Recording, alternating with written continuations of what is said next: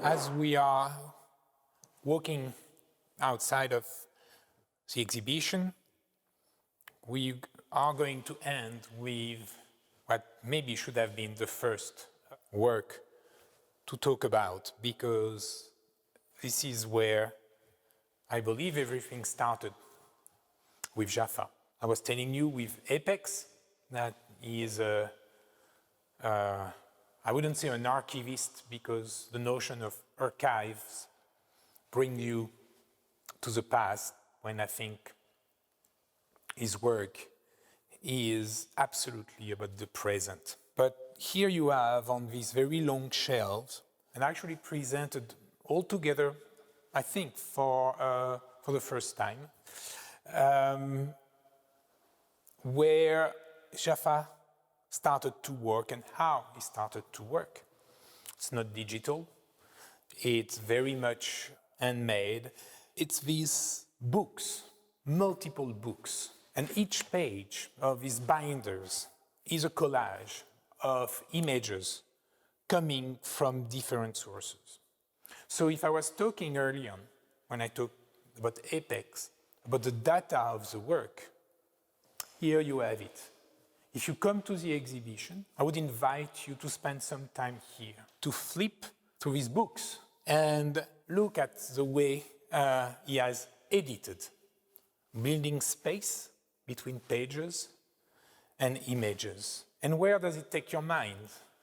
Because when you confront two objects or two images that do not belong together, something happens. You start to understand something else, and that's the art of editing. Whether you are a writer, or you are a movie editing, or a magazine editor. In a way, it's like magazine editing. I'm in front of a book here. What do I see? On the left page, I see an image of, I believe, Sid Vicious from the Sex Pistols, with scarification, scars on his body that he has self-inflicted, bleeding. Punk is protest. Punk was also associated with a moment in European history, British history, of protest against order, anarchy in the UK. So it's a movement of violence translated through music. And here on the other page, I see actually, again, this image, the original image, or a reproduction of the original image of ex-slave garden. So here I have two, and there are other images. There is Mika. There is Hell's Angels, an image of Hell's Angels. But you have two images here, and both carry scars, both with very different meaning that you need to understand for yourself. I'm not going to interpret it for you.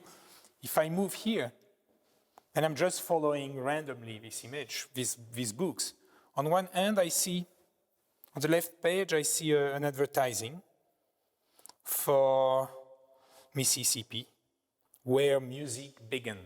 That's the title. And then you have a list of all the musicians, some of the most important musicians of our time, from B.B. King, Muddy Water, John Lee Hooker, Charlie Patton, Willie Brown, Otis Rush, Sam Thomas. It's interesting for me because Sam Thomas, we saw him in Apex. James Sam Thomas is also the artist, James Sanford Thomas, who did the skull, the clay skull, which is reproduced on Apex.